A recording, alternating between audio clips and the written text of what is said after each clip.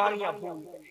गौस पाक कहते हैं ऊपर का कुर्ता भी नहीं होता था, मैं एक लुंगी पहनता था, बगैर चप्पल के बगदाद के जंगलों में अल्लाह की मोहब्बत में फिरता रहता था। ना मुझे कोई जानता था, ना मैं किसी को जानता था। कई कई बरस तक के अनाज देखना नसीब नहीं होता था, मैं गश खा के जमीन पे गिर जाता था। हत्ता के चरवाहे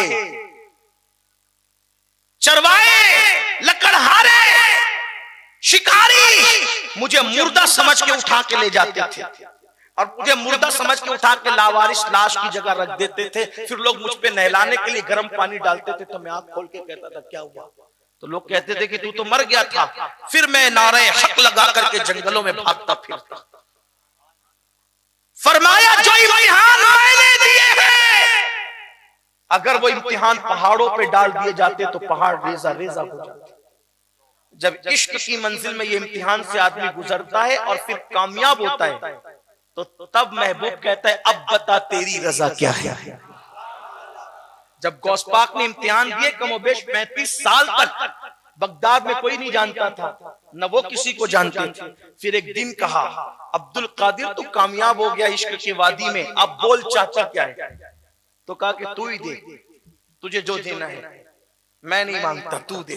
ये मंजिल आती है इश्क में, बता तेरी रजा क्या है। खुदा बंदे से खुद पूछे बता तेरी रजा। ये मुर्दे जो जिंदा हुए, तकदीरें बदलने का जो मुकाम और मर्तबा मिला, यूं ही नहीं मिला। पूछा बताओ क्या चाहते हो अब्दुल कादिर, का आप ही दे जो देना है। फरमाया ठीक, जिसको तवज्जो से देखोगे वो वली बन जाएगा। फरमाया इसमें मेरा क्या फायदा है, इसमें मेरा क्या फायदा है। कहा जिस जमीन के हिस्से को तवज्जो से देखोगे वो सोने की हो जाएगी। कहा इसमें मेरा क्या फायदा है। कहा फिर तू ही बोल अब चाचा क्या है। तो कहा कि मैंने इश्क तो किया और तू कहता है कि कामयाब हो गया, तो अब अपना महबूब बना। अब तक आशिक बना था मैं, अब अपना महबूब तू बना मुझे। इसीलिए मेरे मुर्शिद को महबूबे सुभानी कहते हैं। इश्क में थे कोई नहीं पहचानता था, इश्क में थे दरख्त की पत्तियां खाते थे, इश्क में थे कुर्ता भी नसीब न था। लेकिन जब महबूब बने और भूखे रहे तो फिर निदा आती अब्दुल कादिर तुझे मेरी कसम खा ले। मेरे इमाम कहते कसमें दे दे के खिलाता है तुझे प्यारा अल्लाह तेरा चाहने वाला तेरा। जब फिर महबूब बने तो फिर मकाम ये आया, महबूब बने तो मकाम ये आया। एक औरत आई आकर कहती है कि मुझे बेटा चाहिए। फरमाया ठीक, हाथ उठा इसको बेटा दे। का इसकी तकदीर में नहीं है। कहा फिर दो दे।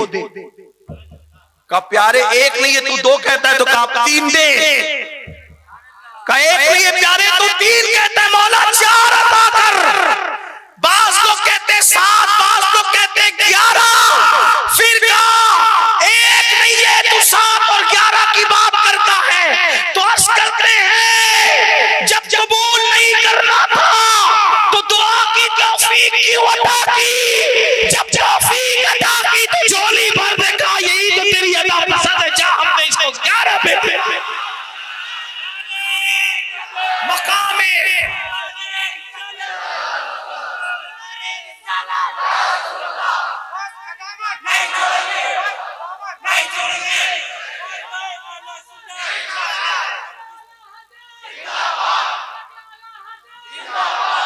मकाम में महबूबियत बाद में मिलता है। फिर ऐसे तो सब यूं ही महबूब हैं, ये आम महबूबियत है।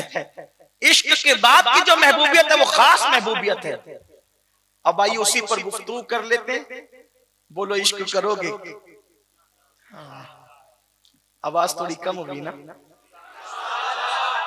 हाँ, इस फलसफे से पहले कहता तो शायद सभी कहते बोलो इश्क करोगे। कितने करेंगे हाथ उठाएं। सुभान अल्लाह। इश्क हम करें, चले कोशिश करते हैं निकले इस राह में। हज़रत अमीर खुसरो कहते हैं खुसरो नादी प्रेम की उल्टी वाकी धार, जो डूबा सो पार हुआ, जो निकला सो डूब गया, जो डूबा सो पार। इसमें डूबना ही कामयाब। अल्लामा अब रूमी फरमाते हैं, आशिक बन जा तू सब बनेगा। इश्क वाले वहां तक जाते हैं जहां फरिश्तों के पर तकते, जहां फरिश्तों के पर तकते इश्क वाले वहां तक जाते। जहां फरिश्तों की रसाई नहीं है वहां अहले इश्क का मकाम। बेखतर कूद पड़ा आतिशे नमरूद में इश्क, अक्ल है महवे तमाशाए लबे बाम। जवान अली अकबर लुट रहा था, मौला हुसैन की जबान पर शिकवा क्यों नहीं था? मकाम इश्क था। 6 महीने का मासूम तीर खा रहा था, जबान पे शिकवा नहीं था, क्यों? मकाम इश्क था। जब मकाम इश्क को पूरा हुआ तो सर सजदे में रख के कहा, अब बता तू राजी है कि नहीं? तब मकाम महबूबियत में कहा गया, हमसे क्या रजा पूछता है, ये बता कि तू हमसे राजी है कि? सिद्दीक पूरा माल रख करके लाते हैं। तबूक में मकाम इश्क था और फिर जिब्रील को ताज पहना कर भेजा जाता है और फिर कहा जाता है, बता अबू बकर तू राजी है कि नहीं? ये मकाम महबूबियत। आओ आखिरी बात करते चले, इश्क करोगे कुछ छोड़ना पड़ेगा। अगर कुछ छोड़ दिया, कुछ और नहीं छोड़ना, वतन नहीं छोड़ना, माल भी मत छोड़ो, बीवी बच्चे भी मत, कुछ मत छोड़ना, सिर्फ जो महबूब को पसंद नहीं वो छोड़ दो। फिर देखना कल की सुबह कैसी होती है, फिर वो कर्म कैसा करता है, महबूब कैसे कर्म करते हैं, अकले दंग रहेगी। अब उसी रिवायत को पेश करूं, बात खत्म करें। 3 बातें कही थी, 2 हो गई, तीसरी बीच में तो उसको जोड़ने के लिए अलग अलग जुमले रहे, लेकिन मेरी गुफ्तगू 3 बातों पर मुश्तमिल थी, 2 हो चुकी, तीसरी हो रही है। तीसरी के तौर पे कुछ और कहना चाहता था लेकिन निकल आई कुछ और। अगर आपका ज़ौक़ सलामत रहा तो वो भी पढ़ दूंगा जब आप कहेंगे तब, लेकिन मैं इस पे खत्म करूंगा। इश्क में कुछ छोड़ना पड़ता है, बगैर छोड़े इश्क नहीं होता। कहते हैं इस्तियाब में भी ये बात लिखी हुई है, तारीख की किताबों में भी है, हजरते इमाम नुआइम ने भी इसको लिखा, साहिब इस्तियाब ने भी लिखा और इब्ने कसीर ने भी लिखा, कई लोगों ने लिखा अलग अलग अंदाज में, लेकिन उन सब का इतने मजमुआ निचोड़ कर अपने अल्फाज के जामे में, अपने अल्फाज के जामे में पेश करूंगा ताकि बात आपको समझ में आए। कहते हैं अब्दुल्ला नाम का एक जवान किसी देहात में रहने वाले थे। वो अब्दुल्ला नाम का एक जवान किसी देहात में रहने वाले थे। किसी काम से अम्मी और चचा ने मदीने शरीफ भेजा। मदीने आए तो देखा कि भीड़ लगी हुई है। उस भीड़ में नौजवानों की आदत होती है ना, भीड़ लगी हो तो झांकें, ताकें, ऐसी फितरत होती है जवानों की, तजस्सुस, जवानों को तजस्सुस होता है। उनको भी शौक हुआ भीड़ क्यों है, जरा झांके तो सही। तो देखा, उस भीड़ में देखा तो ऐसा खूबसूरत जवान नजर आया कि ऐसा लगा जैसे हजारों चांद की रानाइयां जिसके नाखूने पांव में उतर आई हो। ये नहीं कहूंगा कि जिसका चेहरा चांद जैसा था, मैं ये नादानी नहीं कर सकता, इसलिए कि लोग तो अपनी बीवियों को, अपने महबूब को, अपनी महबूबा को चांद की तरह कहते हैं। खुदा के महबूब को चांद किस मुंह से कहूं? चांद की औकात क्या है? जब उनकी सवारी की गर्द उड़ती है तो चांद और सूरज हाथ बांध कर कटोरे सामने रखते हैं कि खैरात मिल जाए तो हमें चमकने का शऊर मिल जाए।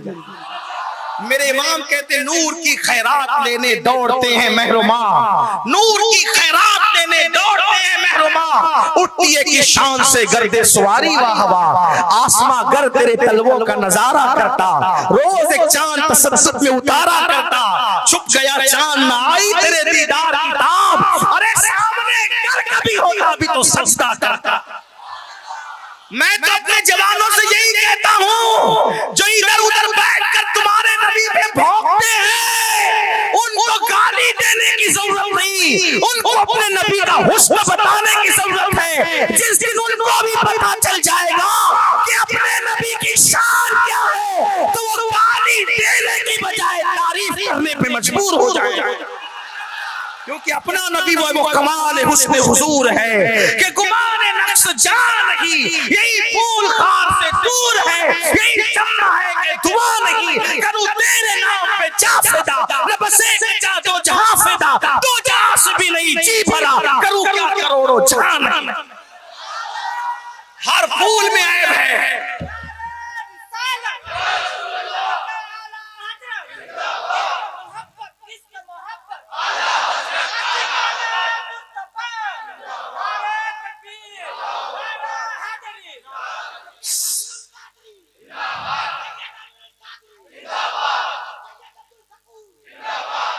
सलामत रहो, अल्लाह आपकी मोहब्बतों को सलामत रखे।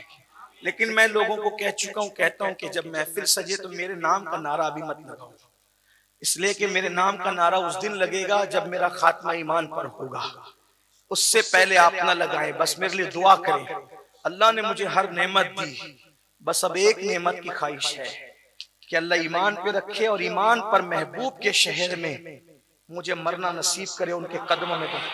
बस मेरी एक तमन्ना है, अगर आप मुझसे मोहब्बत करते हैं तो अपनी दुआओं का हिस्सा बना ले कि मेरे लिए ये मांग दे कि ईमान पे बकी। फिर जो रहेंगे वो नारे लगाएंगे, लेकिन अभी मेरे नाम का नारा नहीं, अभी तो मेरे महबूब ही के नाम का नारा लगना चाहिए, अभी तो अब्दुल शकूर बाबा के नाम का ही नारा लगना चाहिए, अभी तो हमारे आकाओं के नाम का ही नारा लगना चाहिए। मेरे नाम का नारा कोई ना लगाया करे, इसका ख्याल करें। आपकी मोहब्बत अल्लाह सलामत रखे, बहुत जज़ा दे, बहुत अच्छे से सुन रहे हैं। और अगर ऐसे सुनने वाले हो तो रात भी गुजर जाए तो बातों का एहसास ना हो। मैं बहुत मुतासिर हूँ आप लोगों से कि आप बहुत शानदार सुने। आपके इलाके का नाम क्या है? तरबा शरीफ। असल में कुछ आपका हिस्सा कम है, लेकिन वो अंदर जो सो रहा है ना, वो गौस पाक का शहजादा, उसका करम ज्यादा है। इसलिए कि मुझे एक साथी ने बताया कि 3 साल तक गौस पाक की चौखट पे झाड़ू लगाते रहे। मैंने कहा एक बार लगाने वाले को ये मर्तबे मिलते हैं कि जो 3 साल तक लगाए वो किस मर्तबे पर होगा। ऐसे ही महफिलों में नहीं सजा करती है ना, जिंदा महफिल तो गौस पाक के गुलामों के नाम से सजा करती है। हाँ, जिसके नाम की महफिल ऐसे जिंदा हो उसकी कब्र में रानाइयों का आलम क्या होगा। हाँ, ये उन्हीं का फैज है और वो बगदाद से छन छन करके आ रहा, और उसका ताल्लुक बकी के तार से जुड़ा है। बीबी ज़हरा भी प्यार से फरमा रही होगी कि मेरी आल की मोहब्बत में तरबा वाले कितने मचल रहे हैं। नजर पड़ गई तो तुम्हारा भी बेड़ा पार है, मेरा भी बेड़ा पार है। इसलिए कि शहजादी कौनैन सैयदा फातिमा, हमने अपने बुजुर्गों से सुना जो सीना बसीना हमारे सीनों में आया कि फातिमा तुझ ज़हरा जितनी मोहब्बत हसनैन करीमैन से करती है उतनी मोहब्बत शेख अब्दुल कादिर जिलानी से करती है। ये गौस पाक की खुसूसियत है, ये गौस आज़म की खुसूसियत है, ये गौस आज़म का मकाम है। लोग क्या समझते हैं गौस पाक? लोगों को गौस पाक का पता क्या? गौस पाक कहते हैं मुझे किसी पर कयास मत करना और किसी को मुझ पे कयास मत करना। इन्नी आलमो माला तालमून का राज बनकर अब्दुल कादिर जिलानी आया है। अल्लाह के राजों में से एक राज का नाम है अब्दुल कादिर जिलानी। फरमाते मुझे किसी पे कयास मत करना, कोई मेरी तरह नहीं, मैं किसी की तरह नहीं। गौस आज़म अल्लाह के राजों में से एक राज।